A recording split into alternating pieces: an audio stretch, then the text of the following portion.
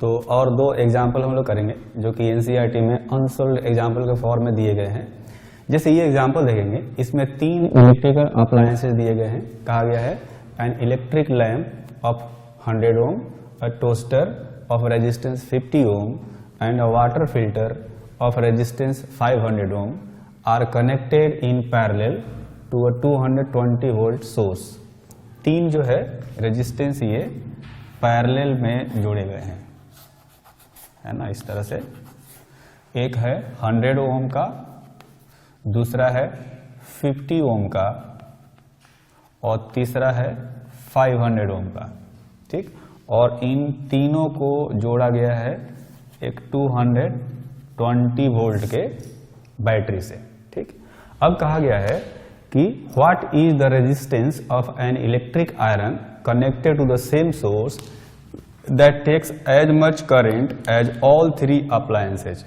मतलब इन तीनों के बदले में ये तीनों जितना करंट कंज्यूम करते हैं उतना ही करंट जो है उस आयरन से फ्लो कराना है। तो आयरन का रेजिस्टेंस क्या होना चाहिए? कहने का मतलब ये है कि इन तीनों का जो इक्विवेलेंट रेजिस्टेंस आएगा उतना ही रेजिस्टेंस हमें इस आयरन का रखना चाहिए, ठीक है। बैटरी यहाँ भी 220 वोल्ट का होगा, जो करंट यहाँ पर जा रहा होगा बैटरी से वही करंट यहाँ भी जाएगा, ठीक। तो पहले काम ये करेंगे कि पहले इक्विवेलेंट रेजिस्टेंस निकालेंगे, क्योंकि ये पैरेलल में है। तो आएगा 1/100, है ना, 1/100 प्लस 1/50 प्लस 1/500। तो इसमें 500 जो है वो एलसीएम आ जाएगा, ये आ जाएगा 5 प्लस 10 प्लस 1, है ना। तो ये हो गया 16/500, यानी आर इक्विवेलेंट का वैल्यू आया 500/16, है ना। तो 125/4 भी लिख सकते हैं हम लोग इसको। इतना ओम का जो है रेजिस्टेंस आएगा इक्विवेलेंट, और इतना ही ओम का हमें जो है आयरन भी यहाँ पर इलेक्ट्रिक आयरन जो है वो रखना चाहिए, जिससे करंट सेम रहेगा। अब करंट का वैल्यू पूछा गया है, तो करंट का वैल्यू कैसे निकालेंगे? जो वोल्टेज है इसका 220 volt divided by equivalent resistance, है ना। तो 220 इंटू 4 डिवाइडेड बाई 120 एम्पियर। यहाँ से आप कैलकुलेट कर सकते हैं वैल्यू। इतना करंट जो है यहाँ पर इस आयरन से फ्लो करेगा या बैटरी से फ्लो करेगा, उतना ही करंट इस सर्किट में भी फ्लो कर रहा होगा जब 3 अप्लायंस से जो है वो हमने कनेक्ट किया होगा, ठीक। इसके बाद आते हैं अगले एग्जाम्पल पर। ये जो एग्जाम्पल है इससे रिलेटेड थ्योरी मैंने क्लास में बताया हुआ है, आप देखेंगे तो इसमें पूछा गया what are the advantages of connecting electrical devices in parallel with the battery instead of connecting them in series. 2-3 appliances हैं तो उनको हम लोग सीरीज में भी जोड़ सकते हैं, उनको पैरेलल में भी जोड़ सकते हैं। तो पैरेलल में जोड़ने से कुछ एडवांटेज रहता है ना। आपने देखा होगा घरों में जितने भी अप्लायंसेज होते हैं सारे पैरेलल में ही होते हैं। तो पैरेलल में क्या एडवांटेज होता है वो हमें बताना है। तो मैंने आंसर यहाँ पर लिख दिया है। पहला जो पॉइंट है, पहला एडवांटेज है वो ये है, in series if one element stops working others also stop. मतलब जैसे आपने देखा होगा घरों में दीपावली में जो हम लोग छोटे छोटे बल्ब बत्तियां लगती हैं, झालर वाले जो होते हैं, उसमें से एक खराब हो जाता है तो बाकी सारे जो है खराब हो जाते हैं, बाकी सारे वर्क करना बंद कर देते हैं। सीरीज में ऐसा होता है, लेकिन पैरेलल में ऐसा नहीं है ना। जो झालर लाइट होती है उसमें एक खराब हो जाता है तो बाकी सारे खराब हो जाते हैं उसमें, क्योंकि सारे सीरीज में कनेक्टेड होते हैं। जबकि घरों में अगर एक जो डिवाइस है वो वर्क करना बंद कर देता है तो बाकी में कोई फर्क नहीं पड़ता, बाकी अपना काम करते रहते हैं, है ना। But in parallel all others elements keep working. अगर एक खराब भी हो जाता है पैरेलल में तो बाकी सारे जो है वो अपना काम करते रहते हैं। इसके बाद जो नेक्स्ट पॉइंट है, ये कहा गया है in parallel all the elements get same voltage but in series each element may get different and less voltage, है ना। पैरेलल में क्या होता है, जैसे देखेंगे यहाँ पर मैंने पैरेलल का सर्किट बनाया, तो ये तीनों रेजिस्टेंस है, तीनों जो डिवाइस है वहां पर 220 वोल्ट का पोटेंशियल डिफरेंस ही आएगा। लेकिन सीरीज में ऐसा नहीं है। सीरीज में क्या होता है, जैसे मैं कहता हूं कि एक रेजिस्टेंस यहाँ पर है, एक रेजिस्टेंस यहाँ पर है, ठीक। तो अगर मैं यहाँ पर 220 वोल्ट लगाता हूँ तो यहाँ का वोल्टेज V1 मान लिया, यहाँ का वोल्टेज V2, इन दोनों को ऐड करने के बाद इतना आता है। ठीक है, अगर दोनों को ऐड करने के बाद इतना आता है तो इसका मतलब ये हुआ कि V1 भी 220 से कम होगा और V2 भी 220 से कम होगा। तो सीरीज में रखने से इसका वोल्टेज कम हो गया। ठीक है ना, तो एक ये पॉइंट हो गया। इसके बाद थर्ड पॉइंट है वो ये है, in parallel overall resistance of circuit is smaller then in series. जैसे थोड़ा देर पहले हमने क्वेश्चन किया था, उसमें तो क्या देखा कि पैरेलल में हम लोग जितने भी रेजिस्टेंसेज कंबाइन करते हैं, इक्विवेलेंट रेजिस्टेंस जो आता है वो सबसे छोटे वाले रेजिस्टेंस से भी कम आता है, जबकि सीरीज में क्या होता है वो बढ़ता जाता है। सीरीज में जो रेजिस्टेंस होता है इक्विवेलेंट रेजिस्टेंस, वो सबसे बड़े वाले से भी बड़ा आता है, सबको जोड़ करके आएगा बड़ा सा। तो जो सीरीज में इक्विवेलेंट रेजिस्टेंस बहुत ज्यादा आता है, पैरेलल में बहुत कम हो जाता है। अब सर्किट में रेजिस्टेंस, इक्विवेलेंट रेजिस्टेंस कम होने का फायदा क्या है? कम अगर रेजिस्टेंस होगा तो करंट जो है वो ज्यादा फ्लो करता है। ओम्स लॉ क्या बोलते हैं? V divided by R is equal to I। तो अगर मैं वोल्टेज सेम रखता हूं तो रेजिस्टेंस जितना कम होगा उतना ज्यादा करंट फ्लो करेगा, है ना। तो ये फायदा होता है पैरेलल में। पैरेलल में क्योंकि रेजिस्टेंस, इक्विवेलेंट रेजिस्टेंस कम आता है, सीरीज में ज्यादा आता है। तो पैरेलल में क्या होता है कि करंट ज्यादा फ्लो कर सकता है। ठीक, तो एनसीईआरटी से कुछ और सोल्व एग्जांपल्स हम लोग सोल्व करेंगे। जैसे देखेंगे, ये पहला एग्जांपल है, ये रेजिस्टेंसेज के जो कॉम्बिनेशन होते हैं सीरीज और पैरेलल वाले, उससे रिलेटेड है। इसमें पूछा गया है, how can 3 resistors of resistances 2 ohm, 3 ohm and 6 ohm be connected to give a total resistance of 4 ohm and 1 ohm। तो देख सकते हैं कि इसमें जो 3 रेजिस्टेंस दिए गए हैं, एक है 2 ohm, एक है 3 ohm और एक है 6 ohm। हमें पता है कि अगर तीनों को सीरीज में जोड़ा जाएगा तो इक्विवेलेंट रेजिस्टेंस जो आता है वो ये जो तीनों रेजिस्टेंस है सबसे बड़ा आता है, ज्यादा आता है।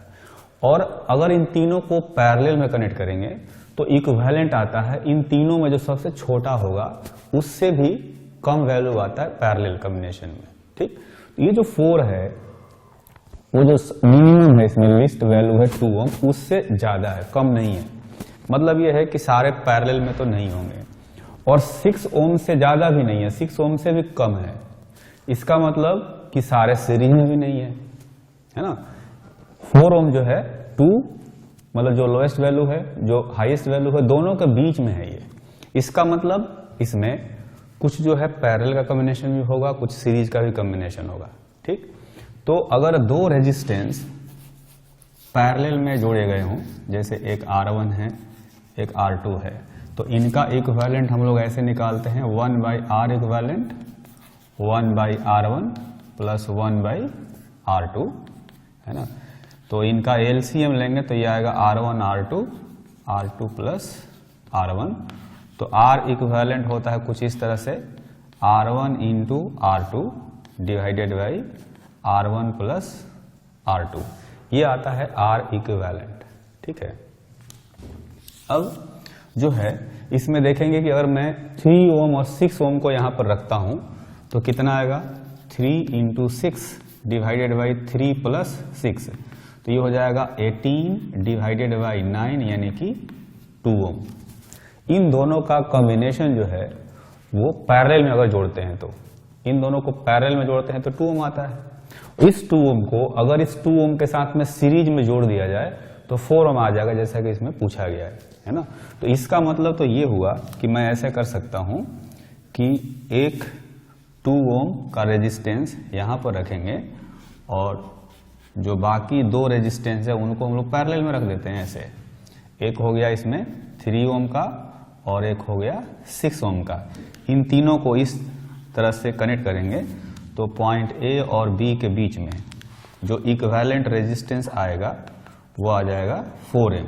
इन दोनों का 2 ohm, ये 2 ohm और ये 2 ohm सीरीज में है तो जोड़ देंगे 2 ohm प्लस 2 ohm तो ये हो जाएगा 4 ohm। ठीक, उसी तरह से 1 ohm जब इक्विवेलेंट रेजिस्टेंस फाइंड करना हो तो आप देख सकते हैं कि 1 ohm जो है वो छोटे वाले से भी छोटा है। इसका मतलब ये है कि अगर मैं तीनों को पैरेलल में रखूंगा तो ये वैल्यू आ सकता है ना। तो तीनों को पैरेलल में रख के देखते हैं। 1/R equivalent is equal to 1/R1 1/R2 plus 1/R3। इसमें LCM जो है आ जाएगा 6, है ना। तो ये हो जाएगा 3 प्लस 2 प्लस 1 यानी कि 7/, ये हो जाएगा 6/6, है ना, यानी कि 1 आ गया।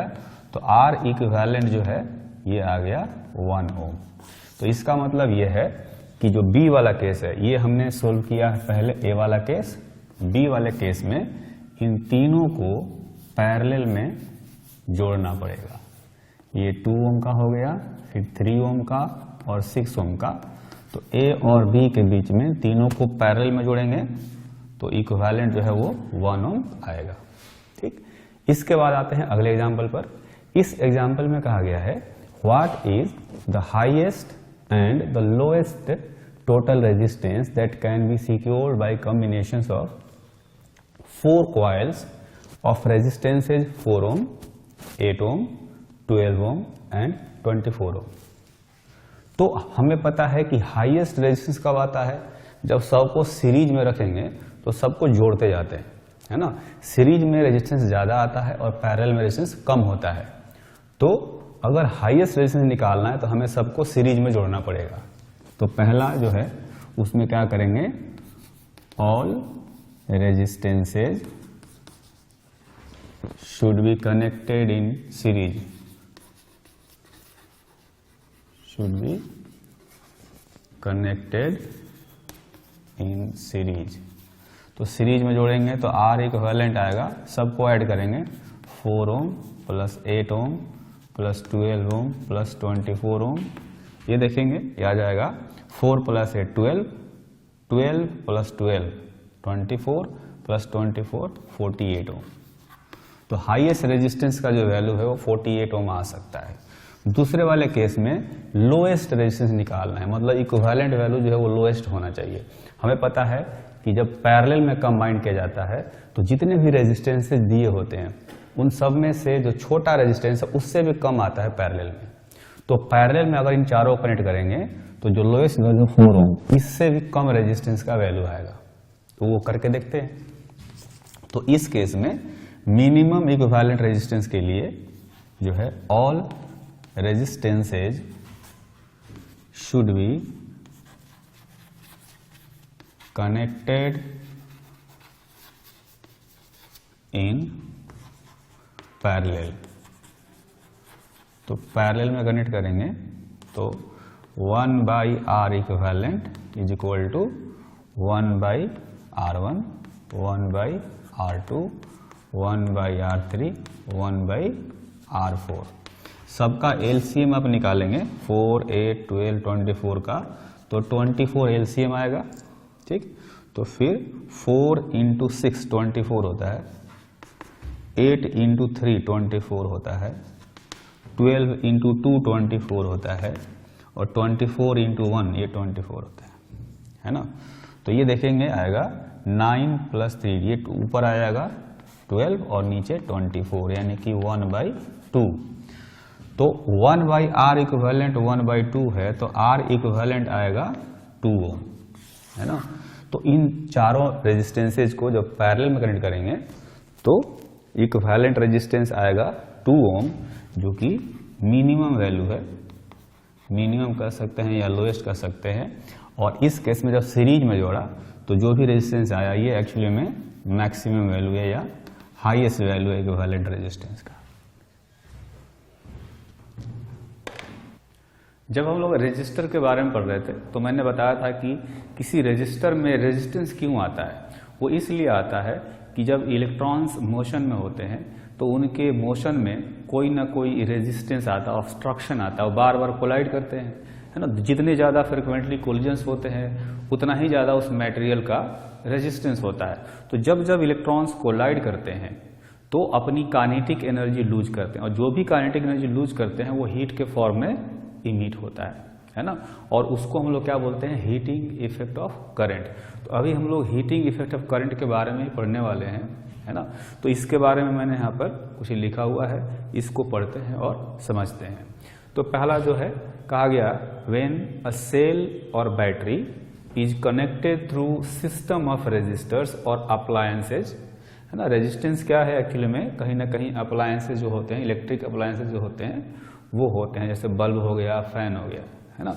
तो जब भी किसी बैटरी को इलेक्ट्रिकल अप्लायंस से रेजिस्टेंस से जोड़ेंगे तो क्या होगा, देन सेल और बैटरी लूजेज एनर्जी, उसकी एनर्जी जो है धीरे धीरे घटने लगती है ना।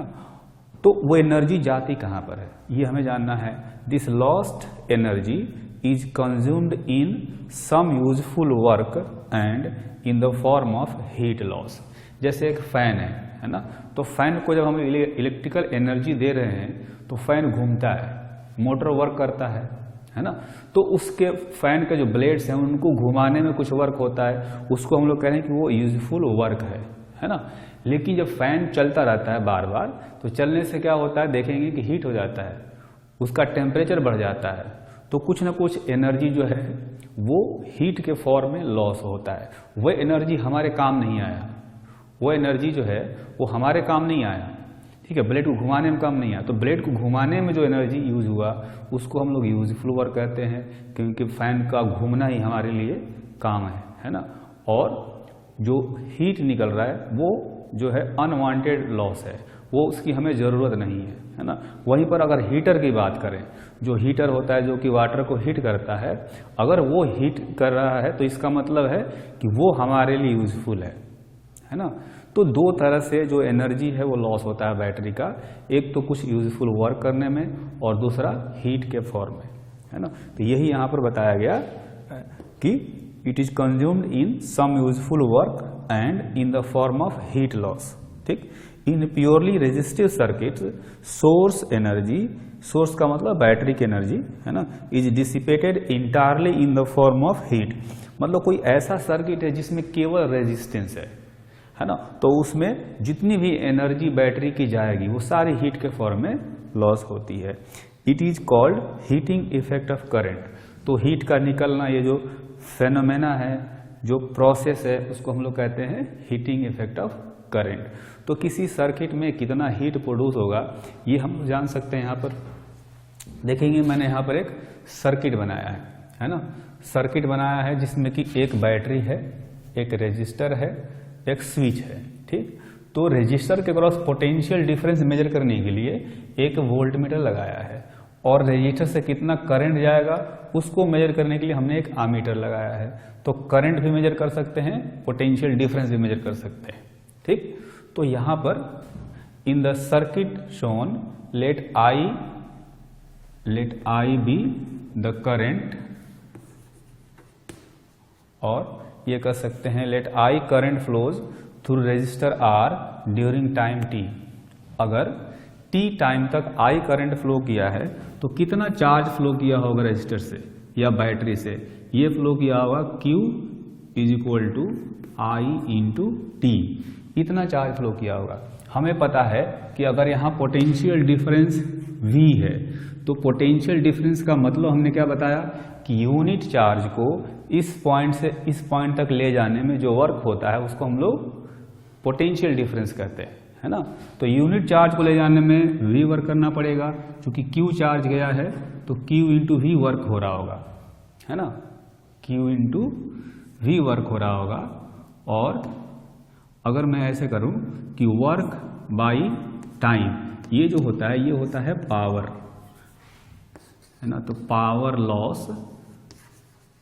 पावर लॉस या हीट लॉस कह सकते हैं, P is equal to V into Q by T.